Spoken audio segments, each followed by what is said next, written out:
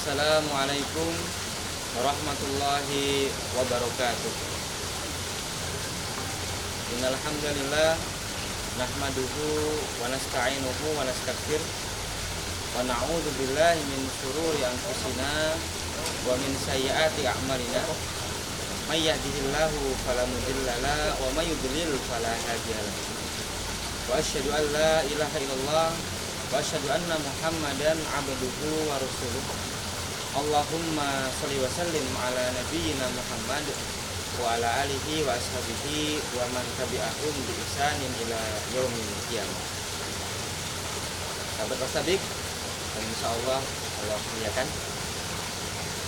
Mari senantiasa kita bersyukur, memanjatkan syukur kita kepada Allah Subhanahu wa taala, karena dengan nikmat dan karunia Allah Subhanahu wa taala kita bisa melaksanakan seluruh aktivitas kebaikan dan juga bisa meninggalkan seluruh aktivitas keburukan. Salam dan salam kita aturkan pada Nabi Allah Muhammad SAW yang telah menunjukkan kita pada agama yang benar, yaitu agama Islam. Kita pegang teguh bersama-sama, kita yakini betul ini agama yang terbaik, agama yang bisa mengantarkan kita menuju kebahagiaan dunia dan akhirat. Para teman-teman, sahabat wasabiq yang insyaallah Allah muliakan, ibadah dibagi menjadi dua. Ada ibadah mahdhah dan ada ibadah ghairu mahdhah. Dalam kedua ibadah itu tentu memiliki spesifikasi atau karakter yang berbeda-beda dalam pelaksanaannya. Tapi kali ini kita akan membahas syarat-syarat bagaimana ibadah makbul kita makbul. Artinya apa? Diterima oleh Allah Subhanahu wa taala. Para ulama mendefinisikan ada 10 syarat. Nanti kalau kita singkat, kita ringkas, hanya ada 3 syarat agar ibadah yang kita lakukan selama ini itu makbul. Allah terima, terkabul. Sebelum kita bahas syarat itu, tentu ada yang lebih penting. Adalah ibadah tersebut tentu berdasarkan tuntunan dari Nabi Muhammad SAW. Allah berfirman, A'udzubillahi minasyaitonirrajim, Bismillahirrahmanirrahim, wa ma umiru illa liya'budullaha mukhlishina lahuddin. Ini dijelaskan bahwa tidak akan diperintahkan seorang hamba itu untuk beribadah kecuali ada perintah dan dia beribadah dengan keadaan yang ikhlas. Itu prosedur ibadah. Yang kedua, tuntunan tadi. Sebelum kita masuk kepada syarat ini, bahwa seluruh aktivitas ibadah yang kita lakukan harus berdasarkan tuntunan dari Nabi Allah Muhammad SAW. Allah berfirman, A'udzubillahi minasyaitonirrajim, Bismillahirrahmanirrahim, Qul in kuntum tuhibbunallaha fattabi'uni yuhibbukumullah. Ya, katakanlah, barang siapa yang cinta kepada Allah, ya, maka fattabi'uni, ikutilah aku. Aku adalah Muhammad SAW. Yuhibbukumullah, maka kamu akan dicintai oleh Allah Subhanahu wa taala. Ini landasan pokok. Dua landasan pokok utama bahwa sebelum masuk kepada syarat ini harus ditunaikan. Ibadah dilakukan berdasarkan perintah dan harus ikhlas. Yang kedua, dalam pelaksanaan ibadah tersebut harus sesuai dengan tuntunan Nabi Muhammad SAW. Para sahabat wasabiq yang insyaallah Allah muliakan, sekarang kita masuk kepada 3 syarat tersebut.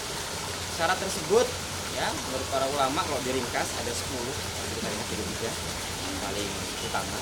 Yang pertama adalah ibadah tersebut harus ditunaikan, dilakukan dengan prinsip tumakninah, tenang, tidak tergesa-gesa.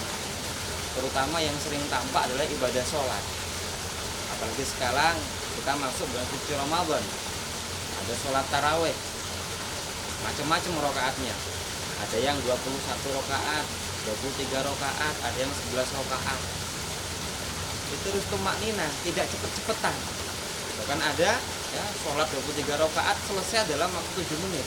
Itu tidak tumakninah, yang namanya cepet-cepetan dalam sholat. Jadinya berdasar dalam sholat tidak, hukumnya tidak baik. Tumakninah harus tenang. Pergerakan harus tenang. Allahu Akbar, Sami Allahu liman hamidah, dihayati pelan-pelan. Itu dalam segi sholat. Dan segi ibadah yang lain, dalam segi puasa misalnya, juga harus ada tumak nina, tenang. Artinya kita selama menjalankan ibadah puasa tidak terpengaruh oleh suasana, hal-hal yang bisa menghapus pahala puasa kita. Tenang, konsentrasi. Itu yang pertama. Syarat yang kedua adalah khusyuk, fokus. Allah berfirman, A'udzubillahi minasyaitonirrajim, Bismillahirrahmanirrahim. Qad aflahal mu'minun alladzina hum fi sholatihim khashi'un. Sungguh beruntung orang-orang mukmin. Beruntung yang bagaimana? Alladzina hum fi sholatihim khashi'un. Yaitu orang-orang mukmin yang dia sholat, dia fokus. Fokus sholatnya. Ya kan kalau kita baca di beberapa sejarah sahabat atau para ulama-ulama terdahulu, ketika beliau sholat, kalau dipanah oleh musuh, nggak terasa, saking khusyuknya. Selesai sholat, dia pun tidak terasa, sampai ada seorang sahabat yang meminta izin untuk mencabut panah tersebut, saking khusyuknya. Sampai fokus, tidak berpikir yang aneh-aneh, sholat berpikir yang aneh-aneh, itu memang tidak khusyuk. Terkadang kalau kita sholat, ya, semua yang tidak ada dalam pikiran kita menjadi muncul semuanya. Kita mikir aneh-aneh dan sebagainya, berarti itu sholatnya tidak khusyuk, tidak fokus. Dan kalau tidak fokus, maka sholatnya tidak khusyuk. Sama juga ibadah puasa misal, ya harus khusyuk, harus fokus. Kita melakukan hal-hal yang baik dan meninggalkan hal-hal yang buruk. Yang sunnah dikerjakan, ya, yang makruh ditinggalkan. Khusyuk. Kata Pak Sadik, insya Allah mudahkan. Syarat yang terakhir adalah al-khauf, takut. Takut ini jadi syarat yang terakhir. Artinya apa? Takut kalau ibadah yang kita lakukan ini tidak Allah terima. Karena ada juga orang yang melaksanakan ibadah itu berdasarkan kuantitas. Pokoknya banyaklah ibadahnya, tapi nggak berdasarkan kualitas. Ini harus sama. Kuantitasnya berdasarkan tuntunan, kualitasnya berdasarkan tuntunan. Kita takut kalau kita beribadah asal banyak, nggak Allah terima. Kalau kita beribadah asal ibadah tidak punya kualitas, tidak Allah terima. Jadinya apa nanti ibadahnya? Jadi ibadahnya adalah ikut-ikutan, tidak punya dasarnya. Temennya ikut A, dia ikut A. Temennya ke B, dia ke B. Nggak punya dasar sama sekali. Padahal poin ibadah yang paling betul adalah ibadah tersebut dilandasi dengan dasar. Dasarnya dari mana? Tentu dari tuntunan Nabi Muhammad SAW, dari hadis-hadis beliau.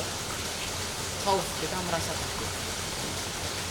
Sebuah hadis dijelaskan menurut Aisyah, seorang sahabat yang sudah banyak melakukan amal soleh datang ke rumah Nabi. Dia wadul sama Aisyah. Dia bercerita, saya takut wahai Aisyah. Takut kenapa? Apakah kamu mencuri? Tidak. Takut kalau ibadah yang dilakukan selama ini tidak Allah terima. Luar biasa sahabat. Padahal zaman Nabi itu semuanya dikoreksi oleh Nabi. Kalau ada kesalahan apapun Nabi peringatkan. Tapi sahabat ini merasa dia masih yang kurang. Takut saya Aisyah kalau tidak diterima ini ibadah yang bersama. Jadi itu khauf. Hendaknya seluruh kaum muslimin, kaum mukmin mempunyai rasa khauf dalam melaksanakan ibadah, sehingga ibadah yang dia lakukan betul-betul ibadah yang maksimal, sehingga ibadah yang dia tunaikan betul-betul ibadah tersebut maksimal dan hasilnya juga menunjukkan hasil yang baik. Sahabat Wasabik, insya Allah kalau muliakan demikian wasiat atau nasihat sampaikan, semoga bermanfaat. Maaf, selamat berbuka puasa. Assalamualaikum warahmatullahi wabarakatuh.